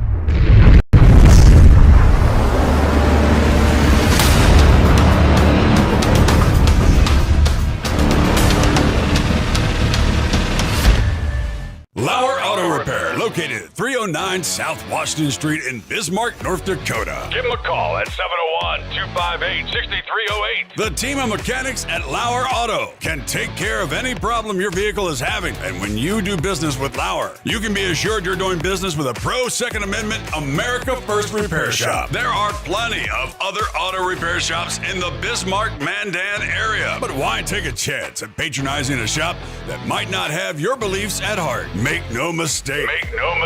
Lauer Auto is your pro Second Amendment repair shop. When you talk to the guys at Lauer Auto, don't forget to tell them that you heard they are a sponsor of Guns and the 701 and that you appreciate their support of our pro Second Amendment, pro North Dakota live stream and podcast. That's Lauer Auto Repair, 701-258-6308. 701-258-6308. Located 309 South Washington Street in Bismarck, North Dakota. When you want it done right, Go where lemons go. Kalon's Auto Service, owned and operated by Kalon and Misty Foss, lifelong locals with over 25 years experience. From modern rides to classic restorations, they can handle it all. Top quality work, fair price, and honest hometown values. Located just one block south of Highway 12 on 6th Avenue West in Lemmon, Kalon's Auto Service, serving you with all your auto repair needs. For the best gun gear for every and any situation, Little Angry Man Arms LLC has you covered. Top-notch guns from top-name brands like Winchester, Glock, Sig Sauer, and Ruger to essential extras from Magpul, Streamlight, Hollow, Sun Optics, and more. Little Angry Man Arms LLC have everything to make your shooting adventures a success. Visit littleangrymanarms.com today and gear up for your next big hunt, competition, or home defense. Don't miss out on our exclusive deals. Little Angry Man Arms LLC, based in Trail City, South Dakota, your ultimate hunting partner. At Horton LaserCraft, we believe in the power of personalization. Whether it's a cherished memory, a special occasion, or a unique gift, our custom laser engraving brings your vision to life. Our expert craftsmen and state-of-the-art technology ensure every piece is a work of art. From personalized decor to one-of-a-kind keepsakes, Horton LaserCraft makes every moment unforgettable. Horton LaserCraft is owned and operated by a local veteran and his wife located near Thunderhawk, South Dakota. They provide custom laser products at a reasonable price, and their turnaround time is fast and efficient. Custom board cutting, glassware, decanter sets, mugs, assorted stainless steel jewelry, assorted tags, decor, custom acrylic nightlights, and much, much more. Call them up at 605-545-7535. Horton LaserCraft, where memories are engraved.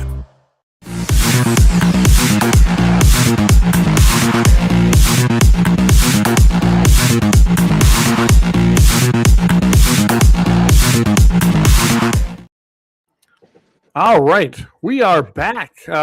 So I know we didn't plan to go down that rabbit hole, but you know what? All the comments I'm seeing, people love this, Mary. So I'm glad to see that. David, I love. He says, good to see you, Mary. He said, don't be shy about your faith here. The Guns and the 701 Network always has a place for God. And I don't know if anyone, we've really kind of went in that direction. We even have the Sportsman Sunday devotion on Sunday. We got Leon on there on Fridays. I'm, of course, on Tuesday nights. And then David's got his own called 701 Marksman. So, yeah, it's grown quite a bit. And we definitely have a place for God and faith. It's just something that should be part of it. Now, I do like what Leon said here. So I got to put this up here.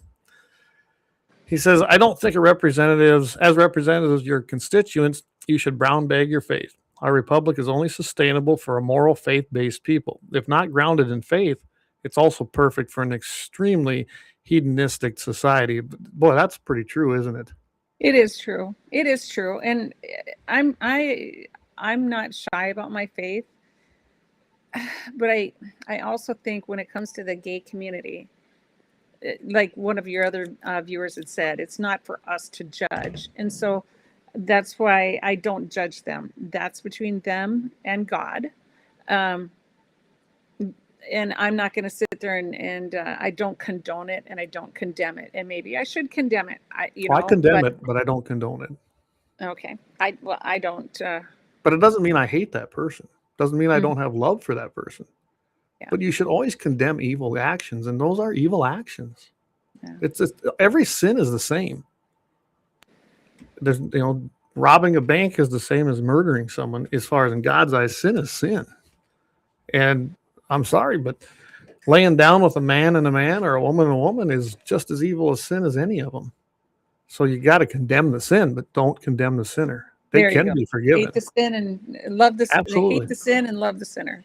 Absolutely. And that's what Kelly said. And he's right. He says we hate the sin and not the sinner. But I'm never going to condone it. That's for sure. Fair. But it doesn't mean that I have hate for them in my heart. That's why I said if I saw them come to church, I'm going to welcome them in. That's the place they need to be. Honestly, you're not going to get the word of God probably at most counselors or in health support groups that support your narrative that way. It's not going to be helpful to you. So anyway, that is not the rabbit hole we came here to talk about, though. We did not. Let's get back to the eminent domain thing. And you've got a voting record. Yeah, I don't know. Are you able to put that up there? This one, it's I don't know if I can do that. It's 2322. It was supposed to eliminate eminent domain for the green agenda, and he voted against that. Hey, I think I can put this up here. Give me a minute here. There it is, right? There it is. And so if you look over on the right-hand side of the screen, I highlighted all of his votes. And he's at 35%, people. 35%. Right. Now, these are not all of the bills. These are the most conservative bills.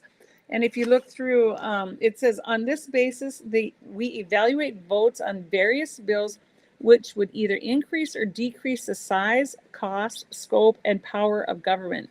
Every vote for an increase in government subsidies and grants rates 0, and the closer the representative score to 0, the more it represents the philosophy of socialism.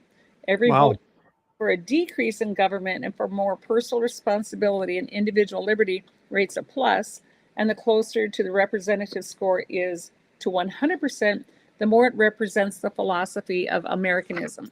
So Don got 35%. Yep. And I don't have Karen's and Dawson's in front of me. I think Karen's was 95% and Dawson was 90%. It was either that or Karen might have been 90 and Dawson 85. Yeah, I think I remember seeing that. Yeah, it just a few points different, and that's a far cry. And Senator Shively's 35% right there. The 2 years previous were actually, or the 2 sessions previous, he was 45, 45, and now down to 35. So over the last 3 sessions, it's gotten even progressively worse. But then if you look at his CPAC score, which is a Conservative Political Action Conference, it's some of the greatest minds of the conservative movement are in CPAC.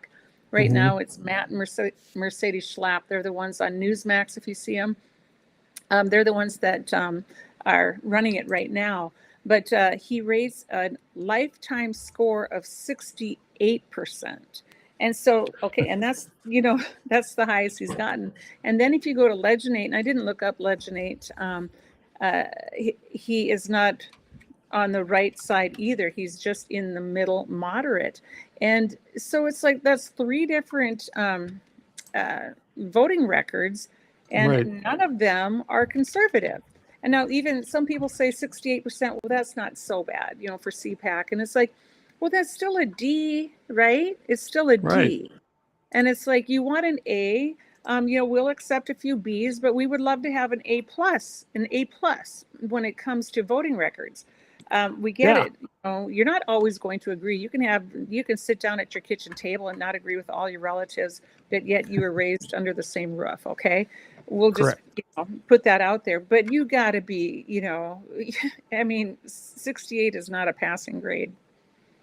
So at Leginate, so Dawson Holly he's from that, they've got that mark of 1 that goes blue and red. And he's at 47 on that, which that's a different type of scoring, just so everybody knows. Right. I was kind of looking at. Did you said Don? Did you mean Don? No, I'm talking about Dawson. I went over there and looked at Dawson's because he said you didn't have his. And then Jared's at 48. So that should tell you something. by no means is Oh, Jared. Jared Hendricks. Okay. Yeah. So, and I forget how they score this. I'd have to go back and What read they how do is they this. take your vote and compare it to the most conservative legislator and the most liberal legislator, and then they come up with how many times does your vote match the most conservative or the most liberal, and then I think the leaders are on there too. Yeah. I was just looking like Donna Henderson. She's at 98. Desiree, she's at 99. That doesn't surprise me. I know both them people very well. Jeff Holverson, and Jeff's very conservative. He's at 79.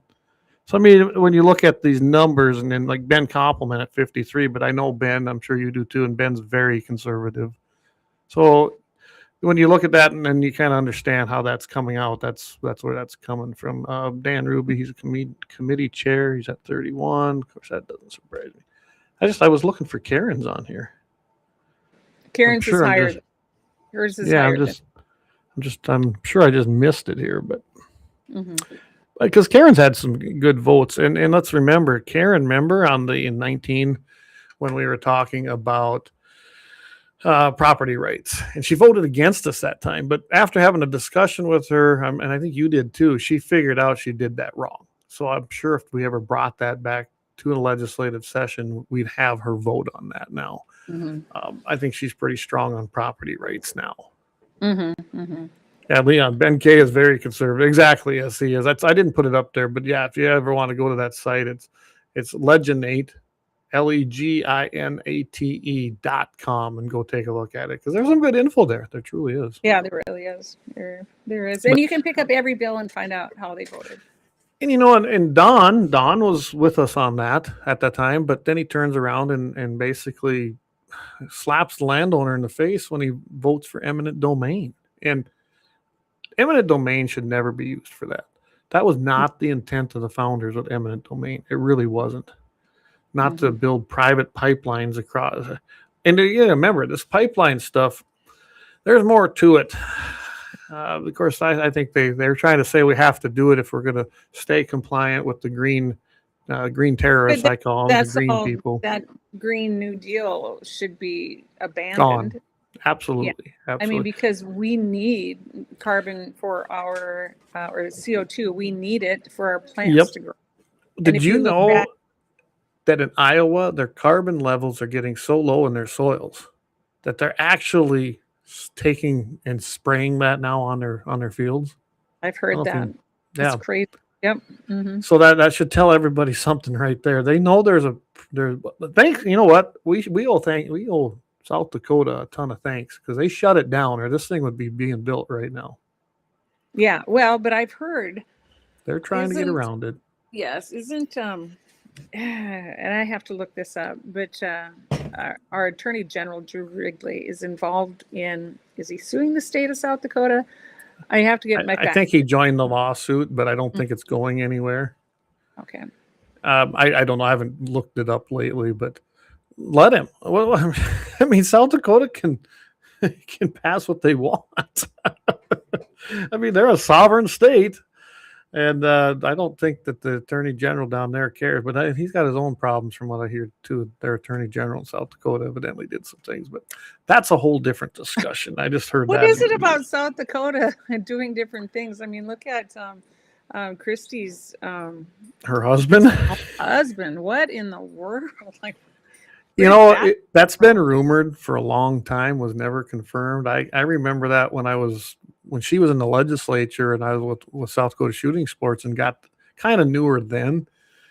And then as I became the rep, and they'd come to the banquet, but that was I met him a couple times, and I just didn't get a masculine, vibe from him. I'll just put it that way. So, Leon says that Karen also, fake news. Yeah. So, I just, South Dakota's, I mean, they shut it down for now, and they're trying to do a workaround. You got to remember, they never quit, do they? A lot of money invested in that thing. They're not backing down. So, okay, I know you're 2A. I don't question your credentials on the Second Amendment whatsoever, and we know your private property rights. What else do we need to know? Well, I think it's a given that I'm pro-life. I know that there are people that give money to North Dakota Right to Life, and let's just say I probably have more change in my car seat than what that person may give. And that's sad, but you give a few bucks to North Dakota Right to Life, and then you claim you're right, then that you're pro-life. That's not how it works. You have to vote pro-life. And there were some amendments. This amendment that came up, I was talking to one of the gals that works at North Dakota Right to Life, and Don voted against it. He said, well, I would never vote for anything when you have all these things bundled together, or hog house it or whatever. But he's done it on other bills, but he said that that bill should have been stripped out and that amendment should have been set aside and voted on alone, because I would never vote alone or vote on that many bills together. And it's like, but that's not true. And it's like there are other instances where he has. And so North Dakota Right to Life is not real happy with him. And nor should they be. Mm-hmm. Well, like you said, just giving a couple bucks, and that'd be like somebody donating $10 to the NRA and saying, "Yep, I'm pro-gun." No, it doesn't work that way. It don't at all. Yep, you have to live it and vote it.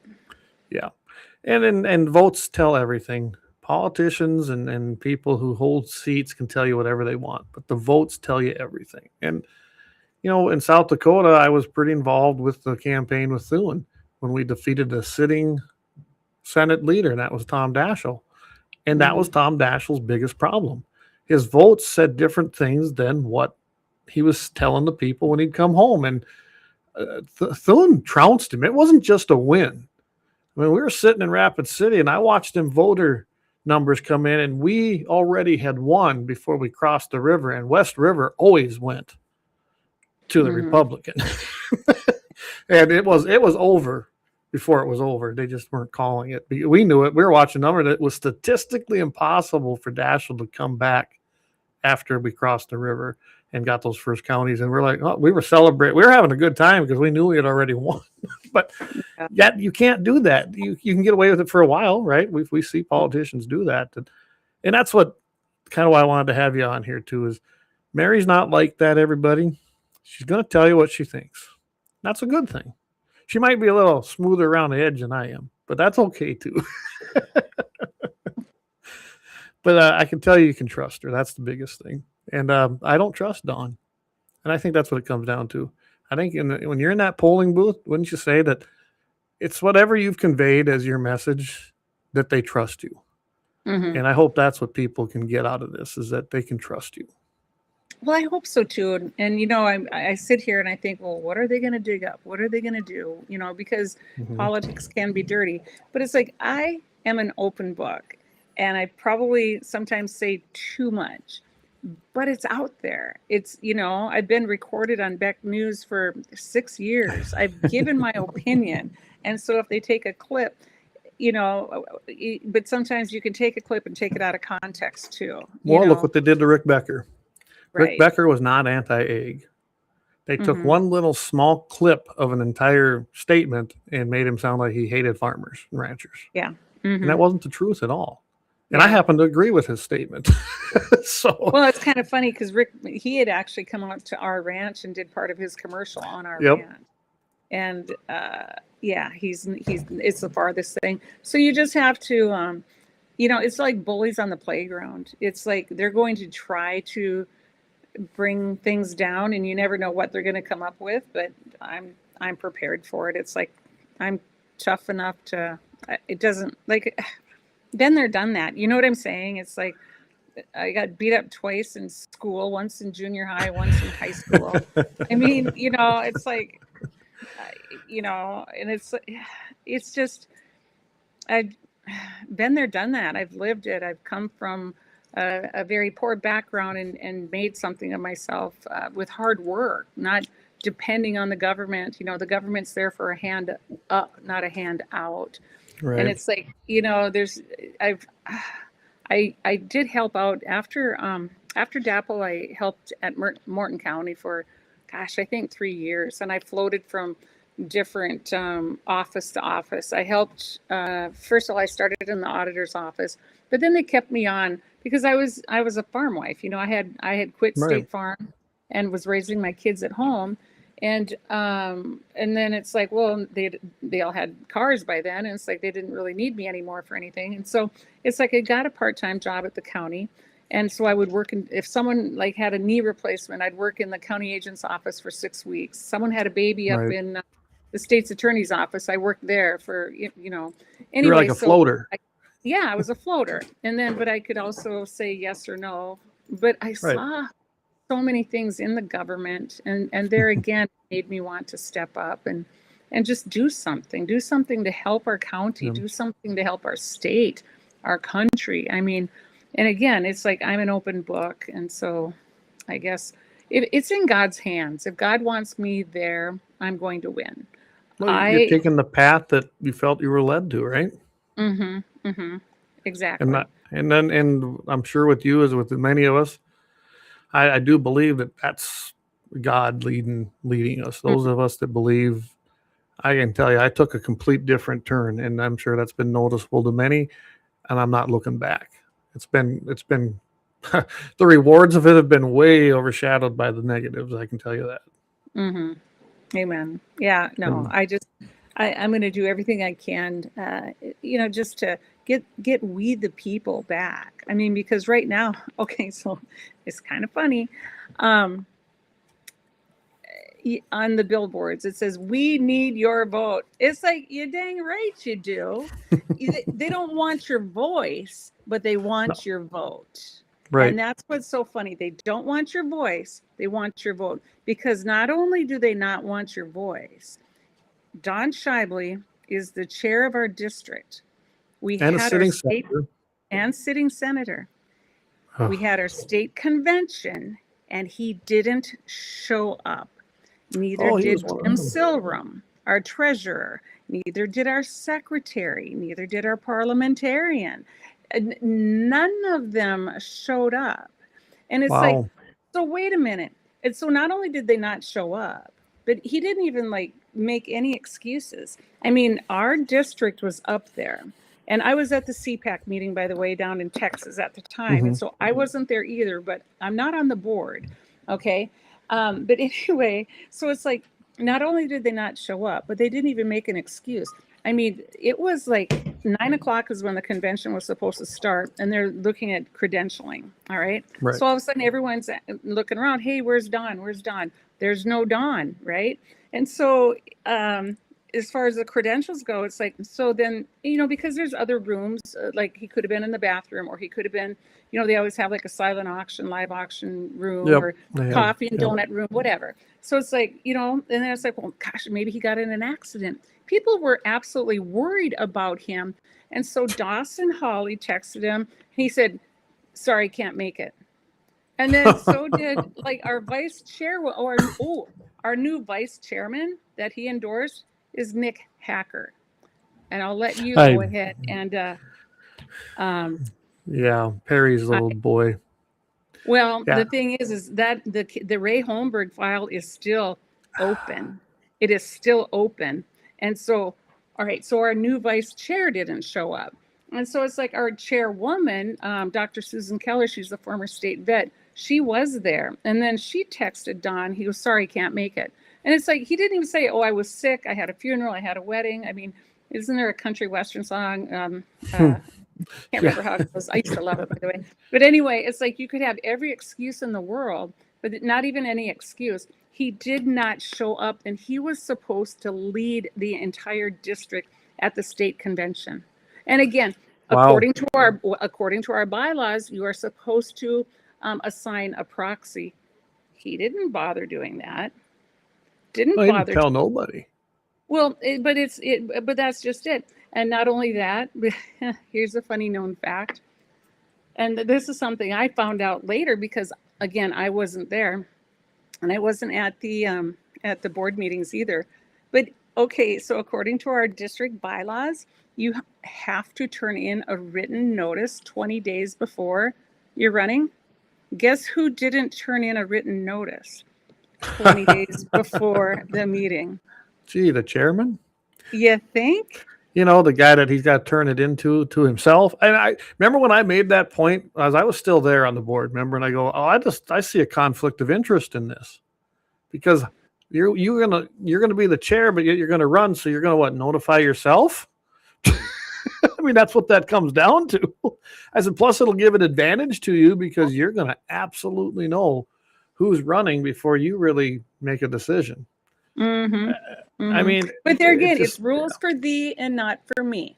But we need your vote. Yeah, we need your vote, but we don't need your voice. And that's exactly what it's come to. And District 31 now is really in bad shape that way. We had a chance there. Of course, when I ran and you ran and all of us did, we only won half the seats because we were just short a few people. Remember how snowy and blizzardy it was down in my country? Yeah, it was a sheet of ice. And if they'd have made that, I mean, I was counting all them up. We'd have swept it, Mary. We would have. We would have. But, we gave it our best to do it. And it just didn't. Well, I guess that was not the path we were going to be on. And we'll see where it goes. I'm excited that you're taking him on. I'm not a fan of Don. I never have been. I don't like the arrogance from him. I really don't. When I attended Armstrong's inaugural ball, I've seen him there. He just has this air about. It's like he was almost there because he thought he should be, not because he wanted to be. I don't know. That makes sense. That's how he acted to me, or to anybody that he was around. Mm-hmm. And I don't know him real personally, so I just judge a person by how he's treated others or treated me, and or treated the district, treated the people, and so, Well, David said, he goes, maybe stuff has changed, but my grandpa 20 years ago always complained about the big farmers around Mott. They were killing the local economy. Don was one of those. Mary supports our community. There you go. He's making a big contrast, and Mary does. Mary, you are always involved with something. I don't think there's any more community involved person probably in your area than you, as far as that goes. And that says a lot about the integrity of a person. And I don't know too many people that don't know you, Mary. I mean, everyone knows you through a lot of different aspects, especially the corn business. But I mean, they know you, and I don't hear bad things. I guess that's the thing I notice the most. I don't hear people speak ill of you. I hear that about Don all the time. And that's a good thing. That's a good thing that people are not saying bad things. That's a great thing, actually. Well, we try to pay back, the sweet corn business. We have a lot of friends, neighbors. It used to be the kids' friends from high school or even junior high used to come help us pick. Right. And so the community, if there's a cancer benefit or, a firefighter benefit or anything, I donate to those things. I drop off free sweet corn for law enforcement all the time. I drop off free sweet corn for the fire department. Sometimes I'll even run over to Butcher Block and buy some steaks so they have something to go with their sweet corn. Many of the churches or the different food pantries, I drop off corn. I just make, God gave it to me. It's my responsibility to pay it forward to the community. And so anybody who's asked for corn, that's great. But then fast forward to Standing Rock. I've been gifted 2-star quilts from the Standing Rock elders because I've donated corn down to the Standing Rock Sioux tribe, the elders. And so that's quite an honor in my opinion. I mean, I wasn't expecting that. It's just, I think you just said it there. You don't do it because you're expecting anything back. You do it because you're just a good person. And you're right. All the gifts we have are from God, and we should be giving his tithe, I guess, in a way you'd say that's a good way to do it, isn't it? Mm-hmm. Absolutely. So, no, I like to pay back to the community. And here's the deal. It's like the community, I mean, it is changing. We'll just say that. But for the most part, you still trust your neighbors. You do things on a handshake. In fact, this is kind of a funny story. Our priest was out here and he was hunting, and this was in the first week in December, and we had that big snowstorm, and he calls me. He said, Mary, he goes, I need your help. It's like I got stuck in a snowbank. He was out hunting, I think turkeys. It was hunting turkeys, I think. But anyway, I said, I can't help you. I said, I'm down in Vegas because our daughter was Miss Rodeo, North Dakota. So we're down in Vegas, and Kenny's down there too at that point. So then we go ahead and we call our neighbor, who's a cousin / nephew. Anyway, so he goes out and he thinks he's going to help him. Well, he couldn't get it out with a Jeep. So then it's like he had to go get Big John, and that's the John Deere tractor off of our place. Anyway, so Big John came and saved him.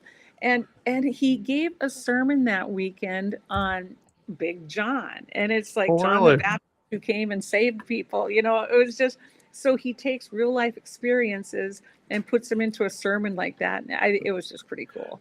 And that sounds like my pastor. I love it because he does the same thing. He'll put real life stuff. I mean, he's 72 years old, not a young man, but he still has it.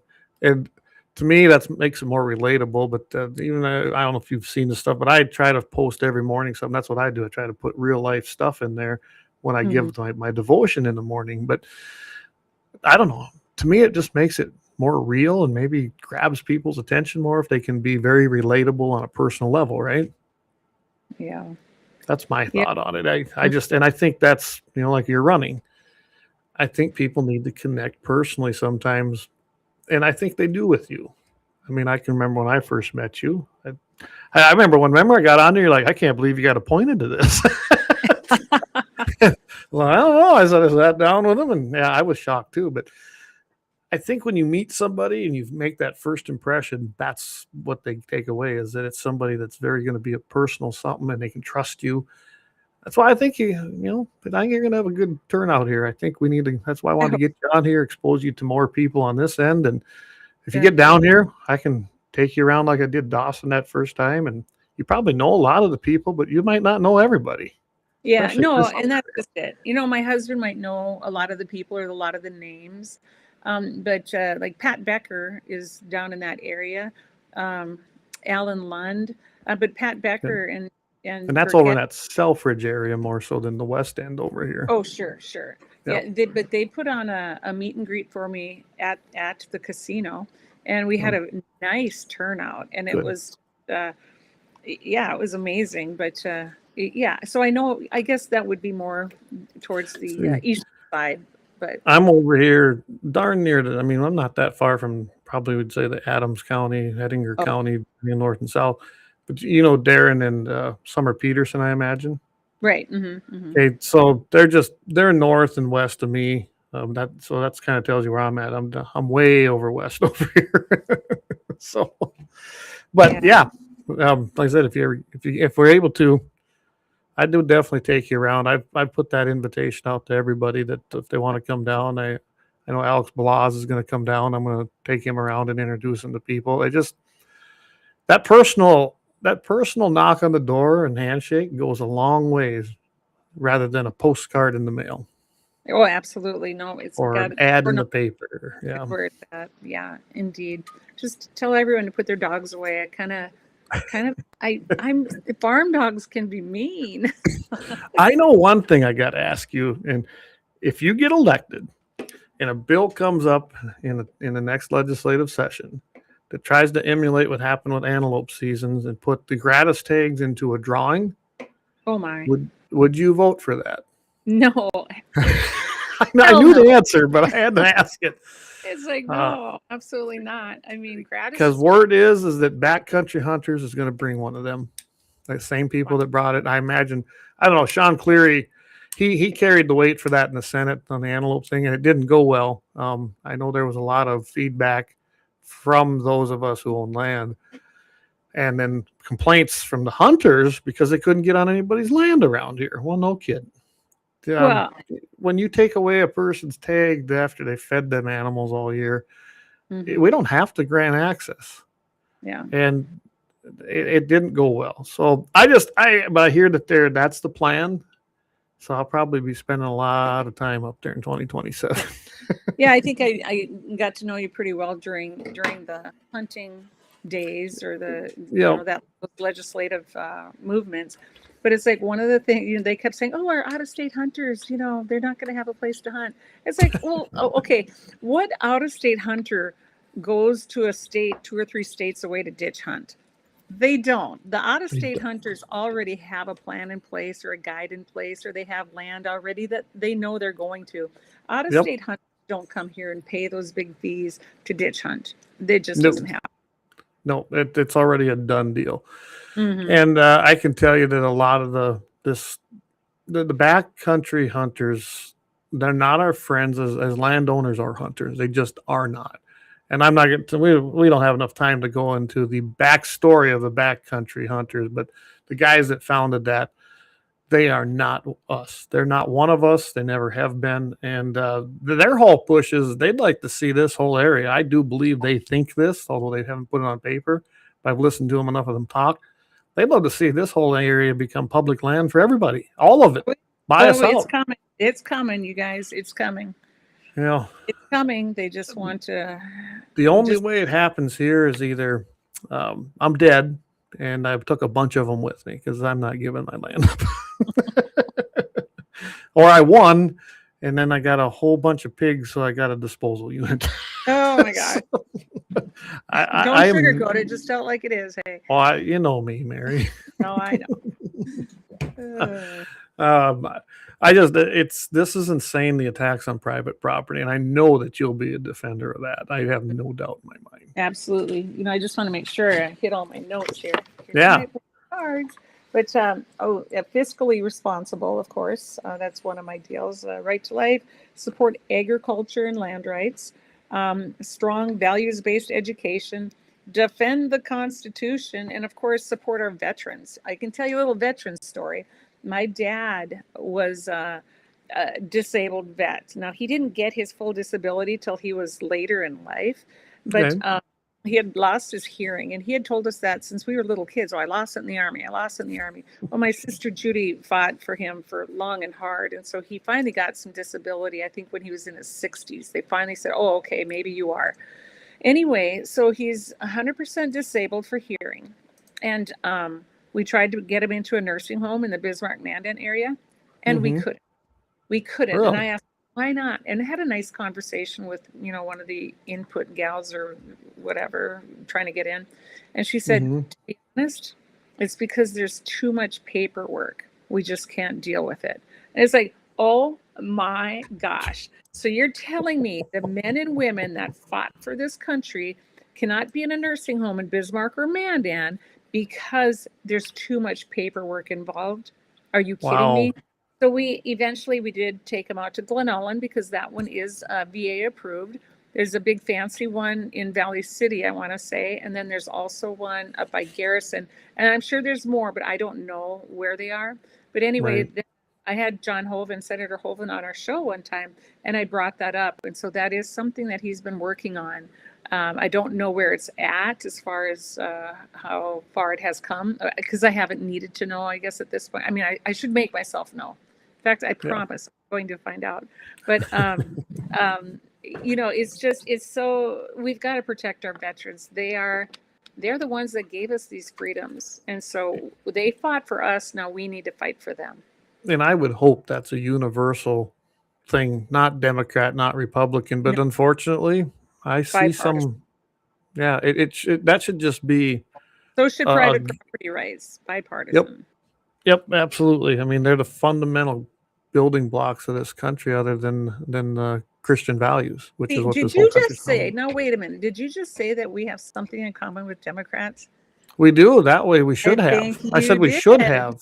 Yeah, no, I know. But what I'm saying is, there are some Democrats that lean our way. There really are, and so that's why I would never cut them out.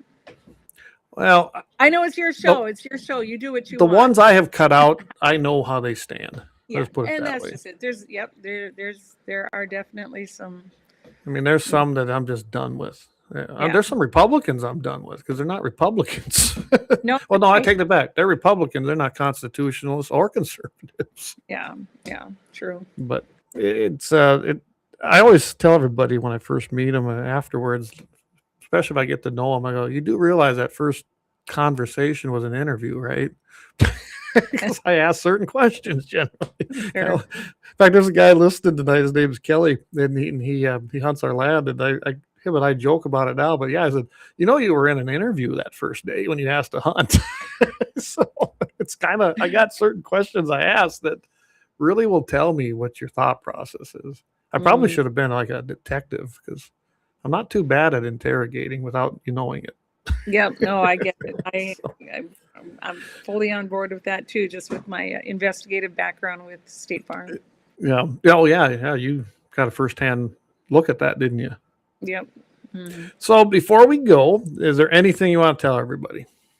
Well, I just think that June 9th is the very most important day. The primary is the most important vote. That's when you get your county commissioners or your school board, your, Right. All of these elected officials, your sheriffs, your city dog catcher for that matter. But The that's, local seats. yep, exactly. So you have to, June 9th, the primary, you've got to get out and vote.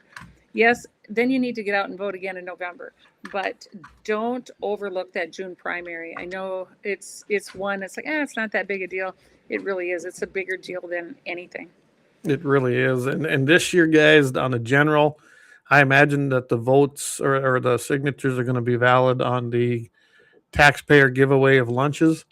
So make sure that you get out and vote against that. I don't want to have say hopes. they marched their signatures to the Capitol today. They doubled. They needed like 30-some thousand. I think they brought in 57,000 signatures. Yep. And it's like, and there again, that's more socialism. It's like every child already if they need a free lunch, they can get it.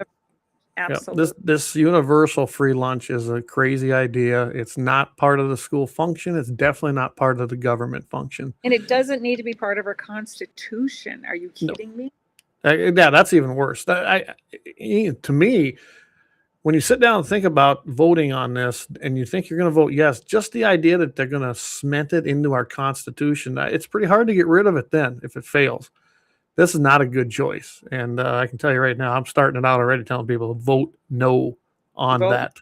Mm-hmm. And it's not because we don't like children. We love children.